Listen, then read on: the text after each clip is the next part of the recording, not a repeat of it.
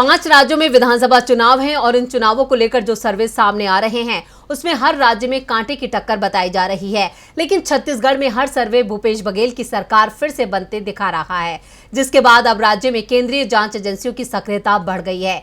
ED के छापे पड़ रहे हैं। राज्य की सत्ताधारी पार्टी से जुड़े लोग निशाने पर आ गए हैं, जिसके बाद अब कांग्रेस ने केंद्र सरकार के खिलाफ मोर्चा खोल दिया है। देखते हैं ये रिपोर्ट। छत्तीसगढ़ में सीएम भूपेश बघेल के सहयोगियों पर ईडी की लगातार छापेमारी चल रही है। ये छापेमारी बीजेपी की घबराहट का एहसास करा रही है, क्योंकि चुनाव से पहले तमाम एजेंसियों के सर्वे बता रहे हैं कि राज्य में कांग्रेस की सरकार फिर से आ रही है। इस बीच ईडी की छापेमारी को लेकर छत्तीसगढ़ के सीएम भूपेश बघेल ने कहा कि ईडी आईटी ऐसे एम्पायर हैं जो बीजेपी के लिए एक्स्ट्रा प्लेयर की भूमिका में खेल रहे हैं।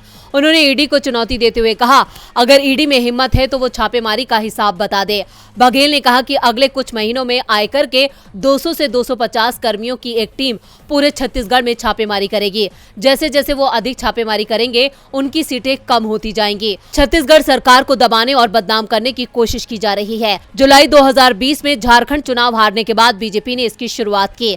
2.5 साल से वो चुप थे, लेकिन चुनाव नजदीक आते ही फिर से एक्टिव हो गए हैं। दिल्ली में कांग्रेस कार्यालय पर पत्रकार वार्ता में बघेल ने कहा कि अगर ईडी को किसी को पकड़ना ही था तो देश के बाहर के लोगों को पकड़ना चाहिए था, लेकिन उन्होंने ऐसा नहीं किया। आपने सिर्फ राजनीतिक एंगल देखा और अधिकारी किस में फंस सकते हैं। उन्होंने कहा कि आने वाले दिनों में ईडी के और कार्यकर्ता यहां आकर उन्हें परेशान करेंगे ताकि वो काम ना कर पाएं। इस बीच भूपेश बघेल के मीडिया सलाहकार विनोद वर्मा ने भी ईडी की छापेमारी पर सवाल उठाते हुए कहा कि ईडी को कुछ भी नहीं मिला है, सिर्फ परेशान करने की कोशिश हो रही है।